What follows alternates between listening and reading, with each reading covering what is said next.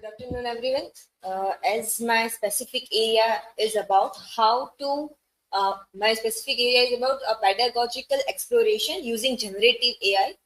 Today I'm going to present about generative AI and how it is shaping the future of learning. Beginning with brief about what is AI, in a broadest sense, it is an intelligence exhibited by machines, particularly computer systems. And if we define generative artificial intelligence, then it is artificial intelligence capable of generating text, images, videos, or other data using generative models, often in response to prompt. Why is the need of generative AI in education, or in a way, how I came to this idea of the society is thinking about using generative AI in education. Benjamin Bloom has given one article of Two Sigma Rule where he has been showing that if we need a proper learning in a student, in a student, the student needs to be given a personal tutor. In an experiment, when there was one tutor to 30 students, and when it was changed to 1 is to 1, there was two standard deviation in the result. And so we feel that in education, students are not able to learn because or not able to give a needed response to the education or needed learning they are not achieving due to the lack of personal tutoring or personal focus a student needs. And so the society is thinking that the generative AI which is emerging is in one or the other way can be the solution of this problem. We have shifted from traditional pedagogy to digital pedagogy. We are using multimedia and various platforms, various systems for the betterment of the student, betterment of the learning and education. But it is not perhaps giving a proper result what we need. And Salman Khan, a founder of Khan Academy, in a TED talk is telling, I don't think the videos are necessary to watch, and I don't think lectures are necessary. What is necessary is to do more active learning. Active learning is necessary. What is the process is not it is not the focus. He also says that generative AI can be a teaching assistant for every teacher and a tutor to every student. And even the research by Carnoda says that AI may enable achieving educational priorities in better way at scale and lower cost. If we see ChatGPT, the third version 3.0 is free of cost, and we can use in getting our clarity of our own concepts and while teaching or while understanding something. Now we are thinking that we use generative AI in education, but how? How it will transform educational practices? It will enhance the personalization. It will enhance the teaching and learning both. It will be it will result the result of using generative AI will be efficient and effective. Teaching will be more effective and it will give rise to an innovative pedagogical methods, which I am doing in my research to bring some innovative pedagogy. And how it will improve, then why it will improve, how and why it will improve. Because a student will get a feedback immediately. They will have an immediate solution to their problem. They gave an exam and then they know they have made an error, but they don't know what is the problem, how is the problem, and how it can be cured. They will immediately ask to generative AI and they will get the answer.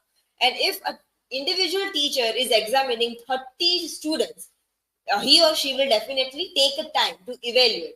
And even taking a 15 days, 30 days, number of days, they won't be able to give a customized answer to every student as generative AI will give. And this immediate feedback and answer will increase the motivation of students and their engagement in learning will increase. Here is a spelling error, but how generative AI can be used as an assistant to teacher. Generative AI will help in doing administrative work, in making assignments, in making quizzes, making question bank, which will reduce the time of working in other works instead of teaching.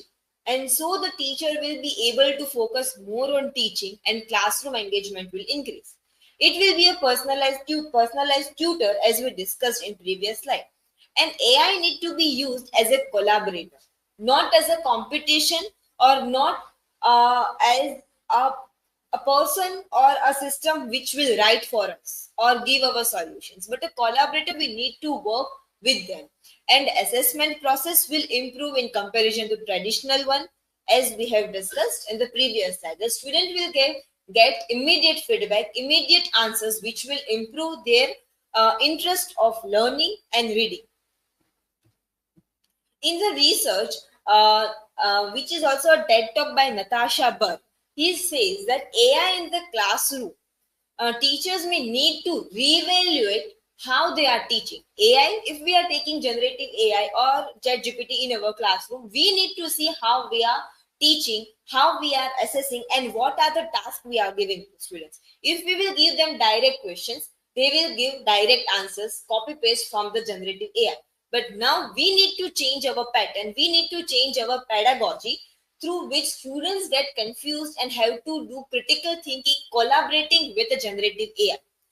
She also tells that the goal of education is to help our students to learn how to think critically problem, and the problem is solved by AI technology, incorporating into the class. She says that how by the she is telling that as generative AI came, it was blocked in the devices of the students, but the co-workers started using it to write lesson plan, for the discussion prompts and creating tests and quizzes. There is one case study done by Nasir Fawad, a professor from Pakistan. For their case study, AI is providing instant feedback for programming courses. This study was for the programming courses done at the Beckenhouse International College, where the engagement of the student increased by 25% and the learning outcome also increased by 20% in comparison to traditional feedback. And the other case study in the same article was what happened, how AI powered essay grading system. Essay was graded, implemented at government college university. Grading speed was increased by 17% when AI was used, and the performance also improved by 21%. Because it was faster in grading, the engagement increased, implementation increased, and performance of the student also increased. They were given a customized and personalized feedback, which students use in the next exam or the next essay writing competition, which improved their performance by 21%. Even a UNESCO, in an article, How Generative AI is Reshaping Education in Asia Pacific, has said that education has become more accessible and inclusive for learners. Generative AI can empower teachers by saving time and acting as a partner in pedagogical innovation. Teachers can automate administrative tasks, streamline lesson planning, and receive assistance in creating engaging learning activities.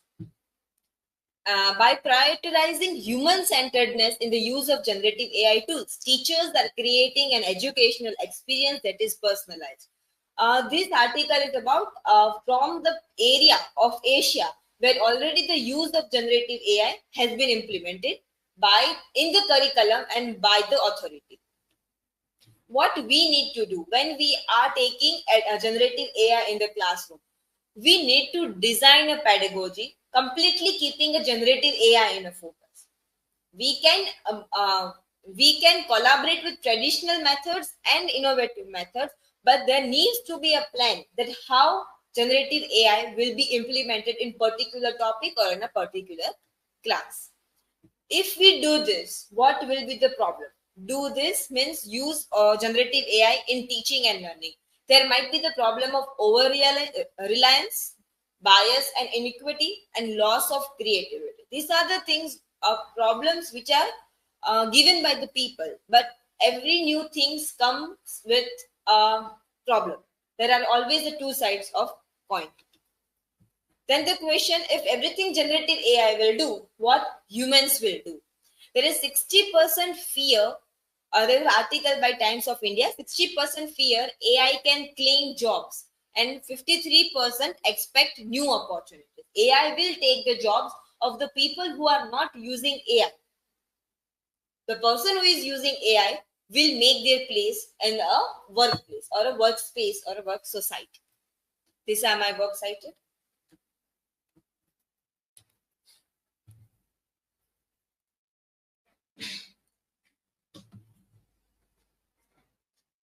So my question is to you: Is generative AI a boon or a curse in education? What is your perspective? Okay, so that's what I discussed in my presentation also. Generative AI is a boon if it is used correctly, planned in a planned way and properly, and is a curse if the pattern is not changed of teaching. Students will use it in a students will use in copy pasting the work. It is for sure it is going to happen. But as a teacher or an educator, it becomes their role that how they will change their activities or their questions. That students have to use generative AI also in a way that where they have to use their mind.